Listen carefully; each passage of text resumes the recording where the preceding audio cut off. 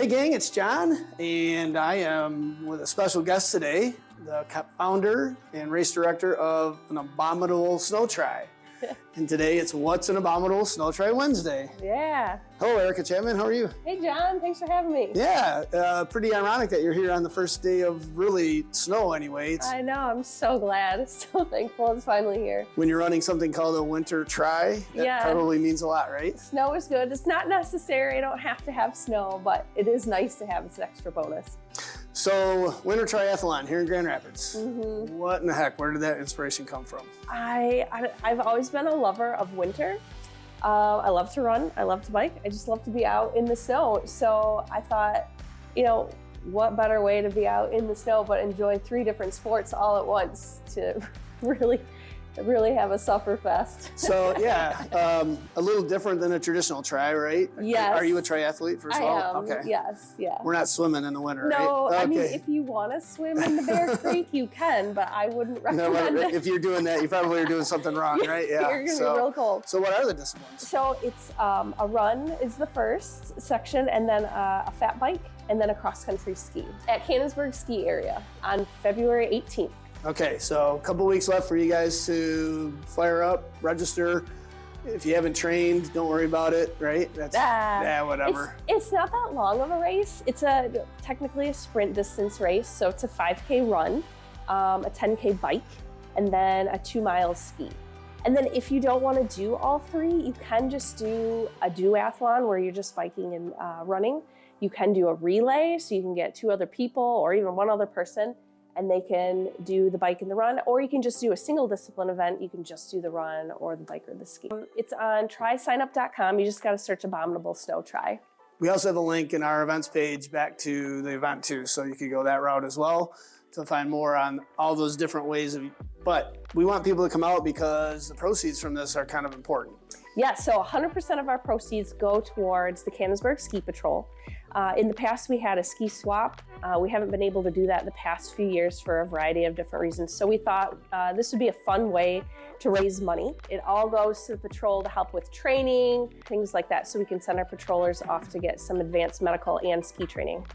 If you're not an alpine skier or snowboarder, the Ski Patrol is all a volunteer-based organization that takes care of us on the hill. When we hurt ourselves, they help make this hill safer. So anything we can do to support them is important, and we do some things with other organizations to try to do that as well. But this is 100% focused on that. Yes. And fun. So, all right, I've never done an adventure tri. I like to adventure race. I'm a runner. I'm a pretty aggressive biker. How do I dress for winter activity like this? So the key is layers. So when you're on the run, you're gonna get pretty warm, and the ski. So you're gonna wanna dress as if it's 15 to 20 degrees warmer than what it actually is. So yeah, we've got some great stuff. We got some good base layers. Wool is perfect. Wool, even if it gets wet, it still retains its thermal abilities. So for the run and the ski, you're gonna wanna dress a little colder. So wool base layers, this nice Swix jacket is perfect for that. For on the bike, you're really gonna want something with a wind-breaking technology, like a Gore-Tex wind stopper. So these Patagonia pants are perfect for that. You can wear these during the run. When I do it, I really only swap out the jacket because you are still time during the transition from the run to the bike to the ski. So this is perfect to throw on for the bike to block that wind when you're going a little bit faster, because you will get chilly on the bike with that wind. So what's the first discipline? The first is the run. Okay. So you're gonna get real warm. Okay. And then you're gonna switch to that bike. And you're gonna want really good wind blocking gloves. So again, something with a wind blocker technology. I really like to put pogies on my bike. That way I can just wear a thinner glove, and then I just stick my hands into the pogies. They block the wind. It's like a neoprene material. We're not a bike shop, so we don't have the bike gear, but we do sell pogies for kayaking, and I know exactly what those are, and those probably would work. So if somebody out there's a paddler and has a pair of pogies, that would be a good thing to put on it's bike, perfect. right? They just attach to your bike, and it's one less thing that you have to take on and off between, because they'd be too, having really thick gloves would probably be too hot during the run and the ski. aerobic I mean, it activities, depends on how good your circulation is to your hands. Everyone's different, but definitely want something warmer for the bike. You'll get cold. So I don't envision being out there in a pair of clunky Sorels or heavy duty bogs, right? Is that not the way to go? No. So something that's Gore-Tex is preferred, but not necessary. It'll keep out the water in the run, and the run especially, and then it does help block some of the wind on the bike. And then again, wool socks are perfect for all three. You really only have to change your footwear between the bike and the ski when you'll obviously have to put on your ski boots. But you can wear one pair of shoes for the run and the bike. Perfect. Alrighty, so fat tire bike. Fat tire bike, yeah, you have to have a minimum of 3.8 inch wide wheels. If there's snow on the ground, that's just to protect the trails. If you have a skinnier tire, it leaves ruts. And with the frost freeze cycle, you can leave some nasty stuff. So I think Cannonsburg rents that stuff. Are they making their bikes available? If I don't have a bike. So Moose Jaw was renting them, but Moose Jaw is leaving at the end of January, so I don't know if they're gonna have. So you'd have to come up with your own fat tire bike for this if you want to do So that. Freewheelers does have fat tire bikes to rent. I believe also Grand Rapids Bicycle Company, Central District Cyclery, and then maybe the Rockford Bike Shop has fat bikes to rent. Cool. So you'd have to check around with them.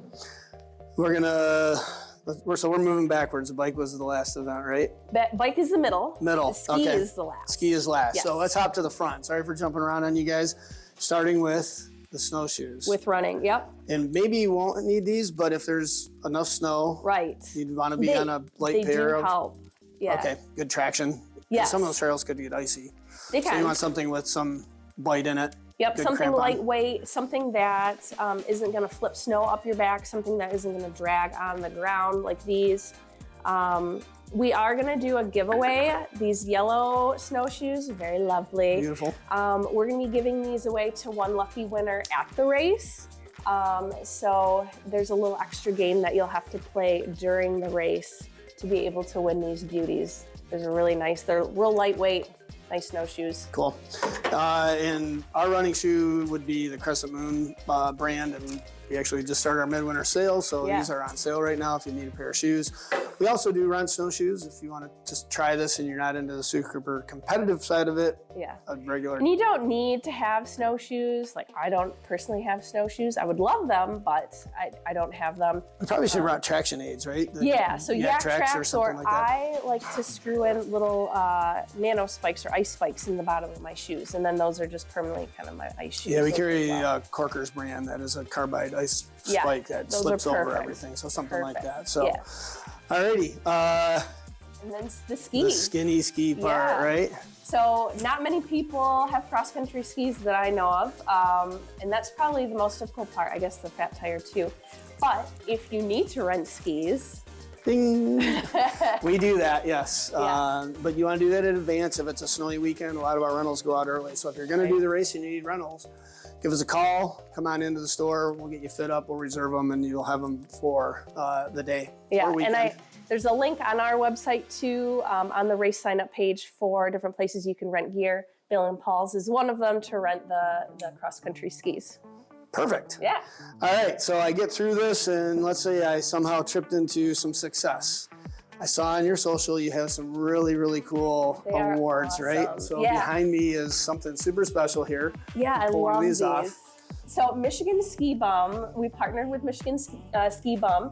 So if you don't know them, they make Adirondack chairs out of old repurposed skis. Go back and check out our episode earlier this year. They're super Simone cool. and the gang is doing a lot of cool stuff up there. Yep. Yeah, so she recycles skis, so I approached her to see if she could make awards for me. So she got together with Modern Laser Design. They etched out some plaques for us, and she put it all together. So we have these awesome overall awards. We've got them for first place, second place, third place, male and female in the triathlon, and then just one deep for the other disciplines. So the duathlon, the relay, the 5K run, the bike, and the ski, men and women. And then we have age group awards. If you win your age group, those lovely hats, and on the side they say first place, age group, or up to, we go 3 deep on that too in your age group, male and female.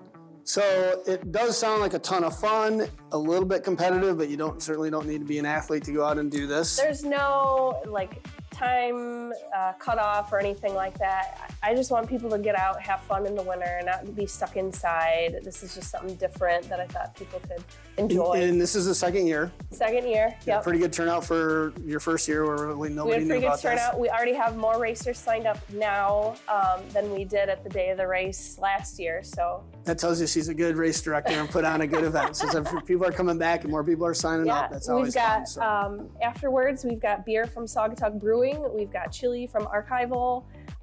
We've got a s'mores station, fire pit set up. So lots of fun stuff even after the race. Even if you're not racing, if you just want to bring your family and stuff to watch, because it is fun to watch.